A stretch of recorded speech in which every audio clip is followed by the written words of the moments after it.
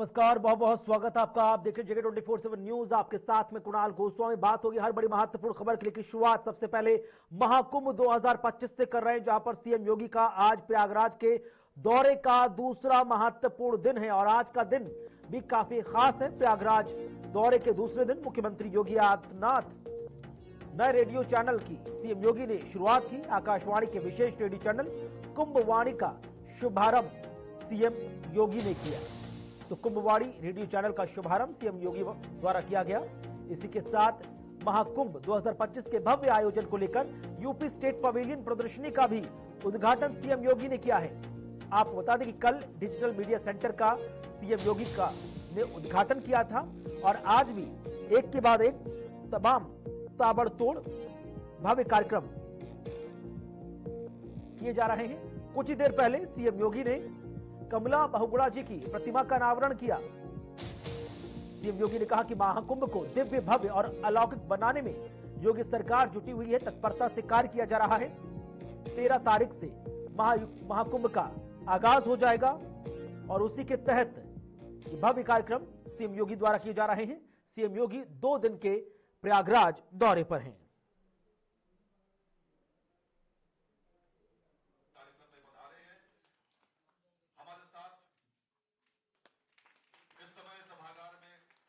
मुख्यमंत्री महोदय हैं और अब मैं अनुरोध करूंगा प्रसार भारती बोर्ड के सीईओ श्री गौरव द्विवेदी जी से कृपया माननीय उप मुख्यमंत्री महोदय श्री ब्रजेश पाठक जी का सम्मान करें।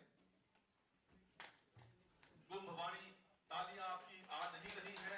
प्रयागराज की धरती पर, महाकुंभ की धरती पर हम सब उल्लसित हैं, हर्षित हैं। मैं अनुरोध करूंगा DG All India Radio doctor Pragya Paliwal Gaur ji से कृपया माननीय नंद गोपाल नंदी जी मंत्री जी का सम्मान करें। औद्योगिक विकास मंत्री माननीय मंत्री महोदय का सम्मान। डीजी न्यूज प्रिया कुमार मैडम से अनुरोध है कृपया माननीय मंत्री श्री ओम प्रकाश राजभर जी का सम्मान करें। उप मुख्यमंत्री महोदय श्री ब्रजेश पाठक हैं और अब मैं अनुरोध करूंगा प्रसार भारती बोर्ड के सीईओ श्री गौरव द्विवेदी जी से कृपया माननीय उप मुख्यमंत्री महोदय श्री ब्रजेश पाठक हैं और अब मैं अनुरोध करूंगा प्रसार भारती बोर्ड के सीईओ श्री गौरव द्विवेदी जी से कृपया माननीय उप मुख्यमंत्री सीएम योगी ने श्री ब्रजेश कमला बहुगुणा जी की प्रतिमा का अनावरण किया। सीएम योगी ने कहा कि मौजूदा सरकार इस महाकुंभ 2025 को दिव्य भव्य और अलौकिक बनाने में जुटी हुई है। इसी कड़ी में तमाम तरह की व्यवस्थाओं को जमीन पर उतारा जा रहा है।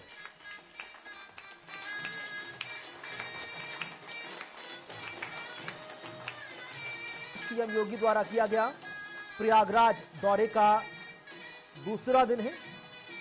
बीते दिन हमने देखा था डिजिटल मीडिया सेंटर का उद्घाटन सीएम योगी ने किया था और सीएम योगी के साथ साथ डेप्यूटी सीएम व स्वास्थ्य मंत्री ब्रजेश पाठक व पर्यटन मंत्री भी मौजूद हैं। ओम प्रकाश राजभर जी, माननीय विधायक श्री हर्षवर्धन वाजपेयी जी, माननीय विधायक दीपक पटेल जी, प्रसार भारती बोर्ड के अध्यक्ष श्री नवनीत सहगल जी, मुख्य सचिव उत्तर प्रदेश शासन श्री मनोज कुमार सिंह जी, सीईओ प्रसार भारती श्री गौरव द्विवेदी जी, महामंडलेश्वर सद्भावना जगत गुरु श्री संतोष दास जी महाराज, प्रसार भारती से जुड़े हुए सभी अन्य अधिकारीगण और उपस्थित बहनों और भाइयों, मैं सबसे पहले प्रयागराज की इस धरती पर उत्तर प्रदेश सरकार की ओर से आप सबका मैं स्वागत करता हूं। मैं आभारी हूं आदरणीय प्रधानमंत्री जी का, केंद्रीय सूचना प्रसारण मंत्री और आज वर्चुअली हमारे साथ जुड़े राज्य मंत्री शैल मुर्मुल जी का, जिन्होंने कुंभ के इस आध्यात्मिक और धार्मिक महत्व को समझते हुए महाकुंभ के जिससे कुंभ वाणी का शुभारंभ करने के लिए प्रसार भारती की पूरी टीम आज यहां आई है। वास्तव में लोक परंपरा और लोक संस्कृति को आम जन तक पहुंचाने के लिए हमारे पास जो सबसे पहले कोई एक माध्यम था वह था आकाशवाणी का। मुझे याद है हम लोग बचपन में आकाशवाणी के माध्यम से उस समय प्रसारित होने वाले रामचरितमानस की उन पंक्तियों को बहुत ध्यान से सुना करते थे। समय के अनुरूप तकनीक बदली, बढ़ी, लोगों ने विजुअल माध्यम से भी दूरदर्शन के माध्यम से सचित्र उन दृश्यों को देखना प्रारंभ किया। बाद में निजी क्षेत्र के भी तमाम ऐसे चैनल आए, लेकिन समय की प्रतिस्पर्धा के अनुरूप अपने आप को तैयार करना और दूर दराज के क्षेत्रों में जहां पे कनेक्टिविटी के इश्यू होते हैं वहां पर बहुत सारी ऐसी चैलेंजेस थी। उन चैलेंजेस को भी ध्यान में रखते हुए एफएम चैनल ने, प्रसार भारती के एफएम चैनल ने 2013 में भी, 2019 में भी, और आज जब महाकुंभ के इस आयोजन के हम साक्षी बन रहे हैं, इस अवसर पर भी कुंभवाणी के नाम पर इस विशेष एफएम चैनल को यहां पे शुभारंभ करने की कार्रवाई प्रारंभ की है। मैं इसके लिए उत्तर प्रदेश सरकार की ओर से प्रसार भारती को हृदय से धन्यवाद देता हूं। सबसे बड़ी बात यह है कि जो महाकुंभ है ये केवल एक आयोजन नहीं है, बल्कि सनातन गौरव और गर्व का एक महा आयोजन है, एक महासमागम है, जिसको सनातन धर्म के गौरव और गरिमा को देखना हो तो वह कुंभ का दर्शन करे, कुंभ में आकर के अवलोकन करे।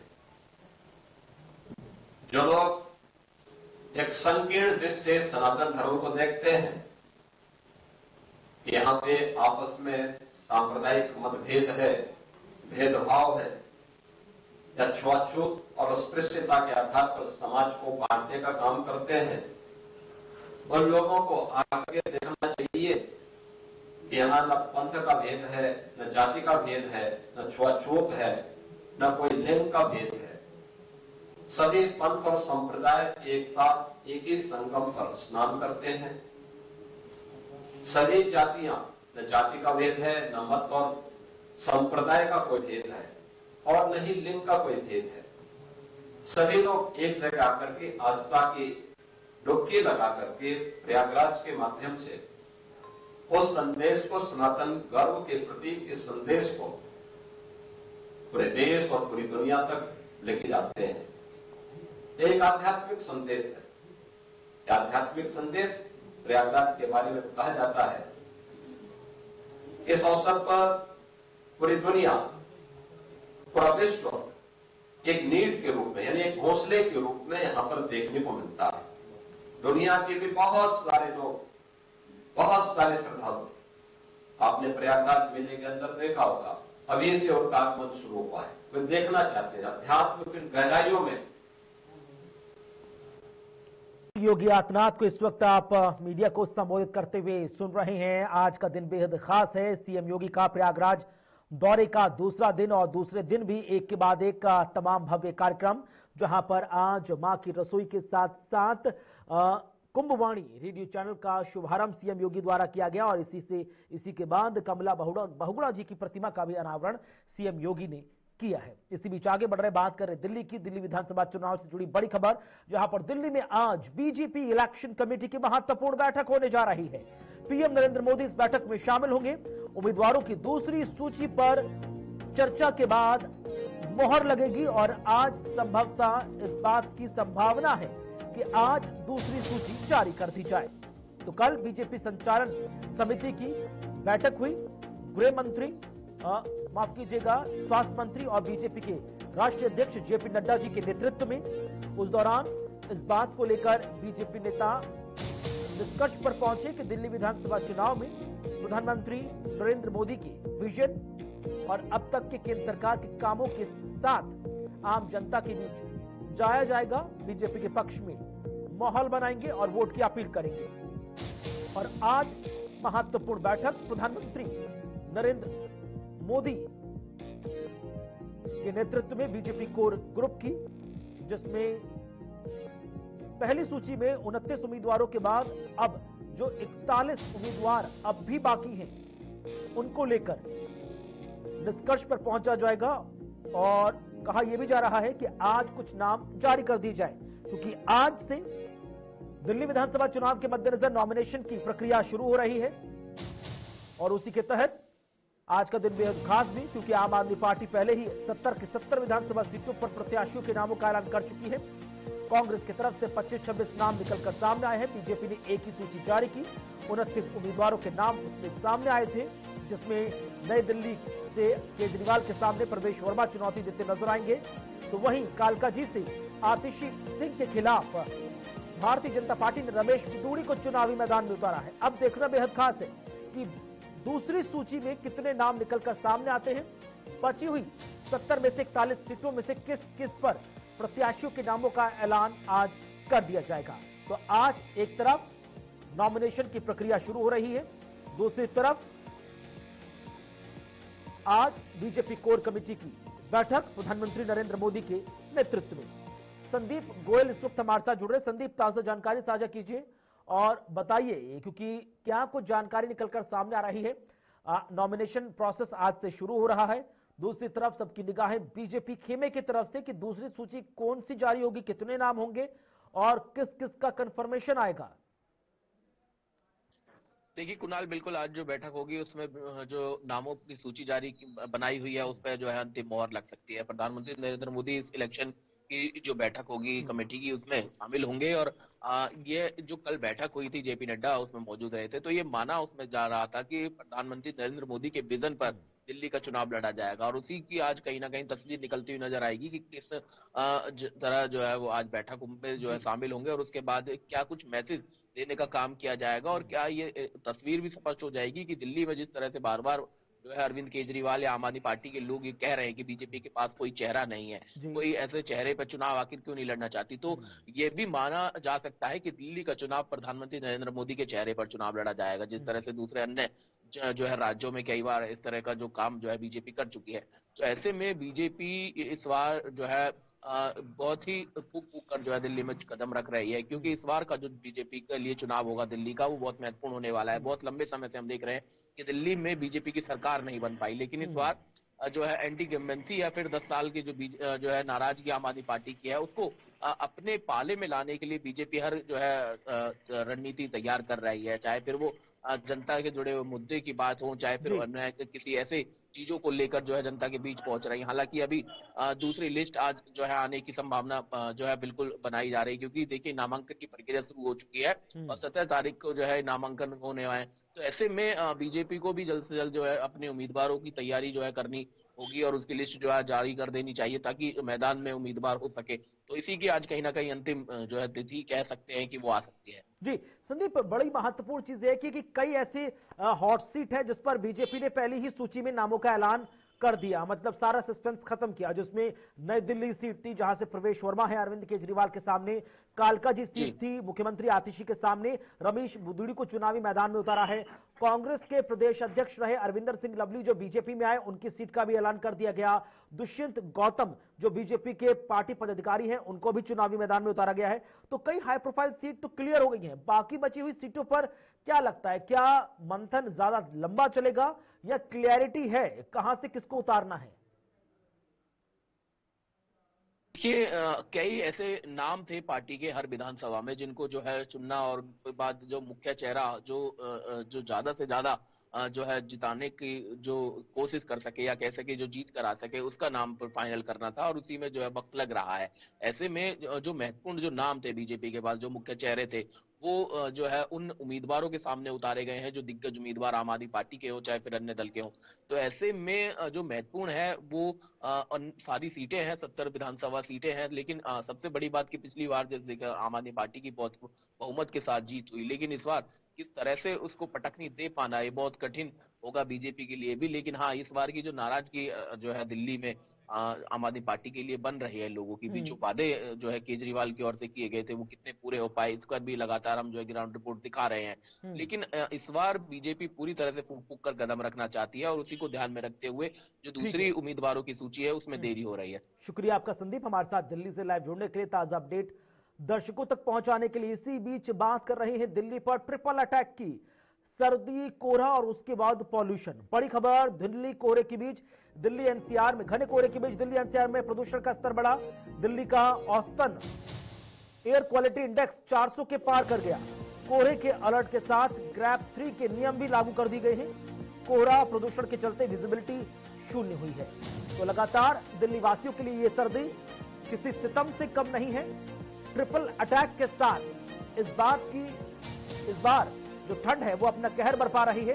पहले से ही तापमान लगातार हर दिन नीचे जा रहा है। दूसरी तरफ विजिबिलिटी कोहरे के चलते शून्य की तरफ गई, और उसके बाद एयर क्वालिटी इंडेक्स जो औसत AQI है वो भी 400 के पार चला गया।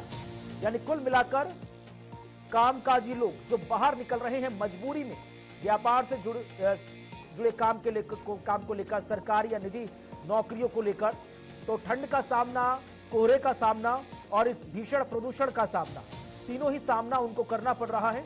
और जानकारी ये मिल रही है कि AQI कई स्थानों पर तो अति गंभीर श्रेणी में चला गया है। बहरहाल लगातार बढ़ते प्रदूषण को देखते हुए ग्रेडेड रिस्पांस एक्शन प्लान यानी कि ग्रैप 3 के नियमों को लागू करना पड़ा, जिसके चलते तमाम तरह के कंस्ट्रक्शन पर रोक लगा दी गई है। नन्हे बच्चों के जो स्कूल हैं वो ऑनलाइन कर दिए गए हैं। ऑलरेडी विंटर वेकेशन चल रहा है, लिहाजा यहां थोड़ी राहत रही। लेकिन जो एहतियात है, तमाम डॉक्टर्स दिल्ली में जो बुजुर्ग लोग हैं, बच्चे हैं, उन सबको बेहद सावधानी बरतने के लिए कहा जा रहा है। जो एस्थमा पेशेंट्स हैं उन सबको भी बहुत ज्यादा सावधानी की सलाह दी जा रही है। अब जो औसत AQI है वो क्या कुछ कह रहा है वो आप देखिए। सबसे पहले जो AQI air quality index Delhi NCR का वो 408 दर्ज किया गया। फरीदाबाद 273, गाजियाबाद 350, गुरुग्राम 277। तो ये आंकड़े NCR के। अब दिल्ली के आसपास और देखिए तो ग्रेटर नोएडा में 296 है, नोएडा में 293 है, जहांगीरपुरी जो वेस्ट दिल्ली आता है उसमें 444 है। अशोक विहार की तरफ आप आएंगे तो यहां पर 451 ये AQI दर्ज किया गया है। तो क्या कुछ स्थिति है दिल्ली NCR की वो आप लगातार देख रहे हैं। एक तो भीषण ठंड, शीतलहर और उसके बाद कोहरे का अटैक और फिर प्रदूषण भी बेहद खराब श्रेणी में जाता हुआ। बहरहाल एहतियाती तौर पर ग्रैप 3 लागू किया गया है। इसके तमाम नियम पाबंदियां जारी हैं। बाहरी वाहनों की प्रवेश पर प्रतिबंध है, डीजल वाली गाड़ियों पर, कंस्ट्रक्शन पर रोक लगा दी गई है। उज्जवल हमारे साथ जुड़ रहे हैं। उज्जवल, क्या कुछ स्थिति दिल्ली वालों के लिए?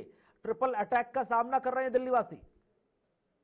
बिल्कुल ठीक कहा कुणाल आपने। देखिए, राजधानी दिल्ली में इस समय मौसम का ट्रिपल अटैक के मार कहीं ना कहीं दिल्ली NCR के लोगों को झेलनी पड़ रही है। एक तरफ तो देखिए राजधानी दिल्ली में भीषण ठंड का सामना जो है वो लोगों को करना पड़ रहा है, लेकिन उसके साथ साथ ज्यादा जो परेशानी बढ़ा रहा है वो कोहरा है, और उसके साथ ही जो दिल्ली में प्रदूषण का स्तर बढ़ा हुआ है वो कहीं ना कहीं लोगों के लिए और ज्यादा परेशानी खड़ी करता हुआ दिखाई दे रहा है। अगर आप देखिए आज सुबह की बात करेंगे तो तकरीबन देखिए 8 बजे तक दिल्ली के कई ऐसे इलाके थे कुणाल जहां पर जो विजिबिलिटी है वो एकदम शून्य जो मीटर है कहीं ना कहीं उसके बराबर पहुंच गई थी। यानी बिल्कुल सामने का भी जो है वो लोगों को नहीं दिख रहा था, जिसकी वजह से जो कामकाज पे जाने वाले लोग हैं उनको काफी ज्यादा दिक्कतों का सामना करना पड़ा था। यातायात जो है वो बहुत ज्यादा प्रभावित हो गया था। फिर उसके साथ साथ देखिए दिल्ली में जो है वो प्रदूषण का स्तर इतना बढ़ गया है कि दिल्ली के कई ऐसे इलाके हैं जहां पर जो AQI लेवल है कुणाल वो तकरीबन 400 को पार कर गया। और देखिए उसमें जो है वो सेंट्रल दिल्ली का इलाका आ जाता है। इसके अलावा देखिए जो हमें जानकारी मिल रही है, जो मौसम विभाग ने जानकारी दी है उसके अनुसार नरेला का जो है वो 414 के 418 है, मुंडका में 422 है। इसके अलावा पटपटगंज में जहां पर हमेशा ही जो है AQI जो है वो ज्यादा रहता है, वहां पर तकरीबन 443 के आसपास है। RK पुरम में 420 है, रुंगी में 453 है। तो यानी आप मोटा मोटा लगा सकते हैं कि औसतन अगर आप दिल्ली का AQI देखते हैं तो वो इतना ज्यादा खराब हो गया कि अब इन दिल्ली के तमाम लोगों चीजों के को बीच जो दम दिल्ली घुट मौसम हवा। विज्ञान विभाग है उज्जवल, उनकी तरफ से क्या कुछ संकेत दिए जा रहे हैं? कब तक ये भीषण सर्दी रहेगी, शीतलहर रहेगी? और दूसरा, क्या हवाओं के चलते इस प्रदूषण से राहत मिलने की संभावना दिख रही है कहीं से? बिल्कुल देखिए कुणाल, हम समय समय पर जो है वो मैं खुद लगातार जो है मौसम विज्ञान विभाग के जो साइंटिस्ट हैं उनसे जो है वो मौसम को लेकर अपडेट लेता रहता हूं। तो फिलहाल देखिए मौसम विभाग की तरफ से जो जानकारी दी गई है कुणाल, उसके अनुसार आने वाली 15 से 16 तारीख तक, यानी ये जो पूरा हफ्ता जो आएगा आने वाला, अभी तो देखिए आज वीकेंड है लेकिन जो अगला हफ्ता भी आने वाला है उसमें दिल्ली NCR के लोगों को ठंड से राहत मिलती हुई नहीं दिखाई दे रही है। मौसम विभाग का कहना है देखिए कल जो है वो राजधानी दिल्ली में कल और परसों जो है वो बारिश का अलर्ट भी जारी किया गया है। तो जब देखिए बारिश होती है हल्के से तापमान ऊपर जाता है, लेकिन जैसे ही बारिश खत्म होगी उसके बाद जो न्यूनतम तापमान ऊपर गया वो नीचे जाएगा। तो आज भी देखिए अगर आप न्यूनतम तापमान की बात करेंगे तो कुणाल मौसम विभाग की तरफ से तकरीबन 6 डिग्री सेल्सियस के आसपास का पूर्वानुमान जताया गया। हालांकि सुबह अगर आप देखेंगे सुबह तकरीबन 7-8 बजे के आसपास दिल्ली का न्यूनतम तापमान जो है वो तकरीबन 10.4 डिग्री सेल्सियस दर्ज किया जा चुका है। और अभी भी अब अगर आप जो देखेंगे जानकारी तो आ रही है जो उसके है तहत उज्जवल, मौसम विज्ञान विभाग की तरफ से यह भी कहा गया है कि आने वाले कुछ दिनों में अगर हल्की सी बूंदाबांदी होती है तो शायद राहत मिल जाए, लेकिन उसकी संभावना भी 30 से 35% ही नजर आ रही है। बिल्कुल देखिए कुणाल, जैसे हम जानकारी लगातार देने की कोशिश कर रहे हैं, जब बारिश होती है तो ये समझना जरूरी है कि जो तापमान है उसमें वृद्धि होती है, लेकिन जैसे ही बारिश जाएगी, बारिश जो है वो खत्म हो जाएगी, उसके बाद जो तापमान है उसमें फिर से गिरावट आएगी। इसलिए मौसम विभाग का कहना है कि 15-16 तारीख तक जो है वो इसी तरीके का तापमान बना रहेगा। 1-2 डिग्री देखिए सेल्सियस ऊपर हो सकता है, लेकिन जैसी बारिश खत्म होगी वो तापमान फिर नीचे जाएगा। और मौसम विभाग का कहना है कि भीषण सर्दी इसी तरीके से जारी रहेगी। साथ ही देखिए हवा की गति की भी बात की है मौसम विभाग ने। दिल्ली NCR के आसपास जो है वो हवा की गति तकरीबन मौसम विभाग का कहना है कि 8 किलोमीटर प्रति घंटे से लेकर 10 किलोमीटर प्रति घंटे के आसपास जो है वो चल सकती है। और कोहरे को लेकर भी जो है वो येलो अलर्ट दिल्ली NCR में जारी कर दिया गया। और इसके चलिए, अब चलते देखना देखिए बेहद कई खास है कि ट्रेन दिल्ली और NCR के लोगों को इस प्रदूषण और भीषण ठंड से कब तक राहत मिलती है। शुक्रिया आपका उज्जवल, हमारे साथ दिल्ली से लाइव जुड़ने के लिए, ताजा अपडेट पहुंचाने के लिए। इसी बीच बात कर रहे बड़ी खबर की, यूपी से बड़ी खबर सामने आई जहां पर सीएम योगी के प्रयागराज दौरे का दूसरा दिन है और इसी दिन मां की रसोई का उद्घाटन करने के लिए पहुंचे हैं मुख्यमंत्री योगी आदित्यनाथ। सीधी तस्वीरें आपके सामने, जहां पर इससे पहले हमने देखा था कि किस तरह से कमला बहुगुणा की मूर्ति का अनावरण सीएम योगी द्वारा किया गया। साथ में योगी आदित्यनाथ जी के पर्यटन मंत्री और यूपी प्रदेश अध्यक्ष भूपेंद्र चौधरी भी नजर आ रहे हैं। तो तमाम गणमान्य अतिथियों के बीच सीएम योगी पहुंचे मां की रसोई कार्यक्रम का उद्घाटन करने के लिए। इसी के तहत इस पंडाल में तमाम जो श्रद्धालु पहुंच रहे हैं संगम तट पर आस्था के जल में शुद्ध होने के लिए, डुबकी लगाने के लिए, उनके लिए खाने पीने की व्यवस्था कितनी बेहतर होगी, कितनी सस्ती होगी, फ्री होगी और कितनी स्वच्छता के साथ उनको इन तमाम व्यवस्थाओं का लाभ मिलेगा। इसी के तहत सीएम योगी पहुंचे कार्यक्रम मां की रसोई का उद्घाटन करने के लिए। ये मां की रसोई जो कार्यक्रम है इसके तहत जगह जगह पंडाल लगाए गए हैं जहां पर दुनिया भर से पहुंच रहे श्रद्धालुओं के लिए मुफ्त और सस्ते कीमत पर उनको जो भोजन है तीनों समय का वो उपलब्ध कराया जा रहा है। सीएम योगी के साथ पर्यटन मंत्री, साथ ही साथ यूपी बीजेपी प्रदेश अध्यक्ष भी इस कार्यक्रम में शिरकत करने के लिए पहुंचे हैं। साथ ही साथ हम देख रहे हैं कि जो संत समाज से जुड़े जो लोग हैं वो भी इस कार्यक्रम में पहुंचे हुए हैं सीएम योगी के साथ। दोस्तों, सीएम योगी तमाम लोगों से बातचीत कर रहे हैं कि किस तरह की व्यवस्थाएं उनको दी जा रही हैं।